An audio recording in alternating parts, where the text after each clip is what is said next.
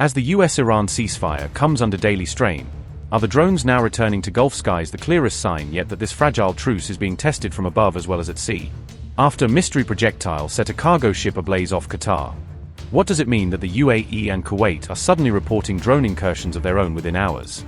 With hostile drones slipping into Kuwaiti airspace at dawn, is the small Gulf state now bracing for a new phase of the war where it becomes a frontline testbed for Iran's unmanned arsenal? And as the UAE says it has shot down 2 Iranian drones in its skies, can Trump still claim the truce is intact, or are these interceptions turning into the new normal under ceasefire in name only? So are these drone flights a stealth warning shot from Tehran, meant to remind Washington what it can hit if talks collapse, or simply deniable pressure while negotiators haggle over Hormuz? As the US-Iran ceasefire wobbles, drones are once again probing deep into Gulf airspace, underscoring how fragile the pause in open hostilities really is. Kuwait's military says several hostile drones entered its airspace early on May 10 around dawn, triggering a rapid response from air defense units. The Defense Ministry said forces responded in accordance with established procedures, suggesting this kind of threat has now been drilled into Kuwaiti rules of engagement. Officials did not publicly identify where the drones came from and reported no casualties, leaving open whether they were Iranian, proxy-launched, or something else entirely. The UAE, by contrast, directly blamed Iran, saying its air defenses intercepted 2 drones that had been launched toward its territory, again without causing injuries. These incidents come as another cargo ship caught fire after being hit by a drone or projectile off Qatar's coast, adding yet another data point to a week of attacks testing the ceasefire at sea and in the air.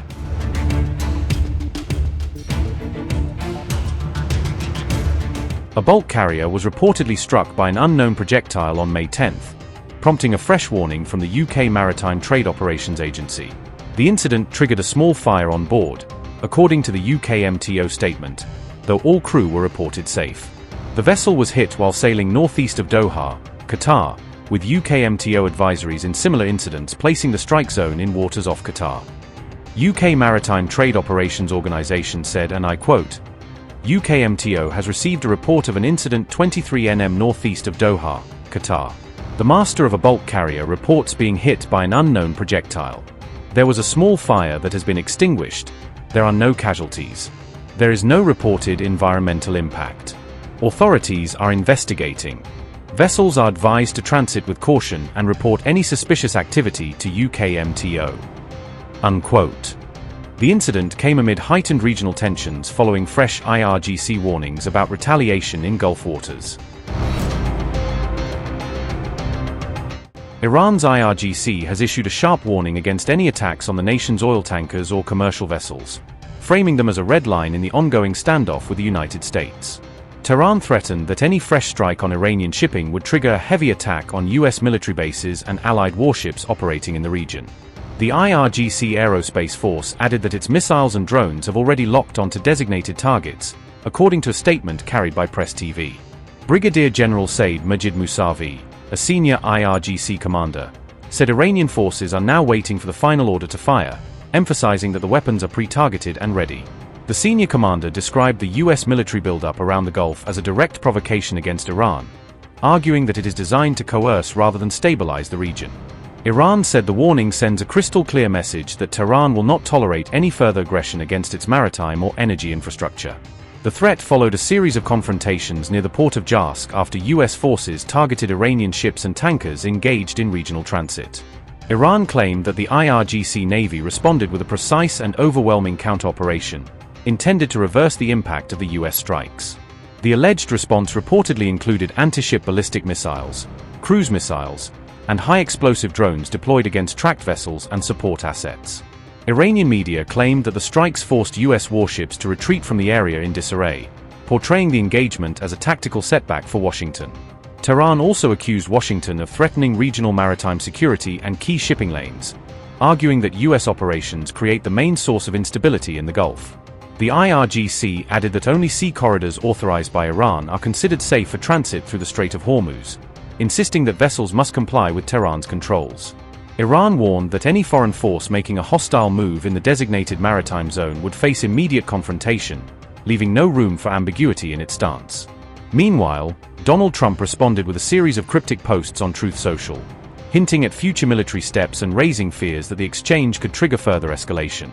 Iran's new threats came as Trump said he might restart Project Freedom in the Strait of Hormuz, suggesting a return to his plan to guide stranded ships through the waterway.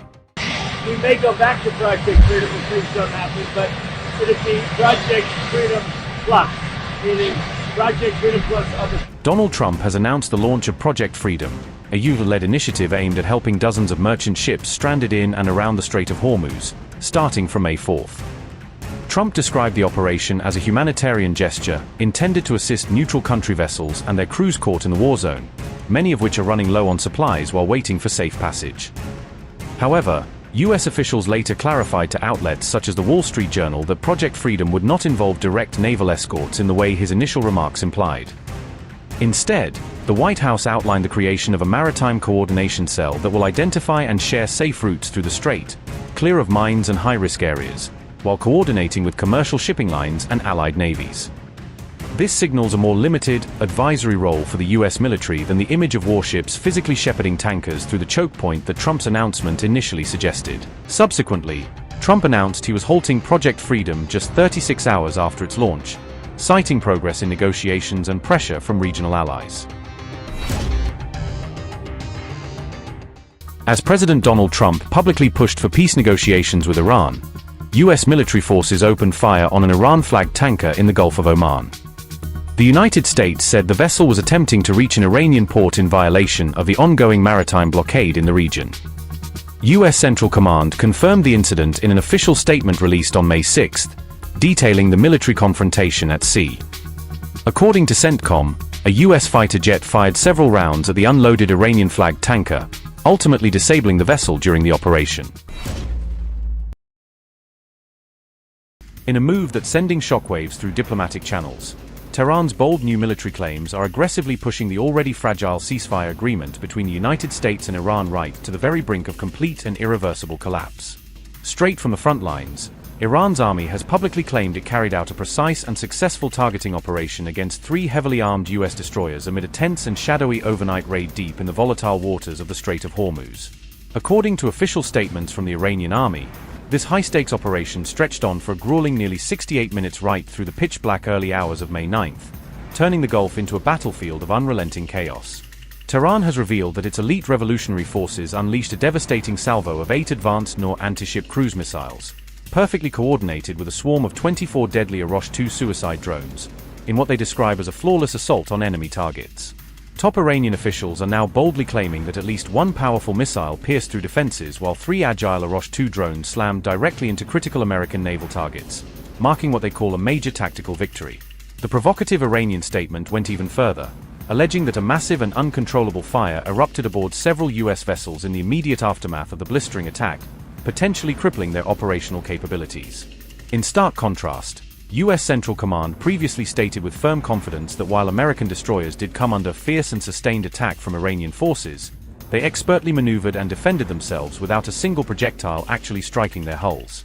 Eyewitness reports and intelligence leaks have specifically identified the targeted warships as the formidable USS Truxtun, the battle-hardened USS Mason, and the agile USS Rafael Peralta, all actively operating in the high-tension waters of the Persian Gulf. Washington has confirmed that U.S. forces wasted no time in responding with a series of precise and calculated self-defense strikes launched directly against the incoming barrage of Iranian missile threats to neutralize the danger. This explosive incident unfolded right in the heart of continuing fierce disputes over vital shipping access routes and the controversial U.S. naval blockades that have strangled trade flows and escalated tensions across the entire Middle East. Even now, the Strait of Hormuz stands as one of the world's most strategically vital oil transit choke points, through which a massive portion of global energy supplies flow daily, making any disruption a potential catastrophe for the world economy.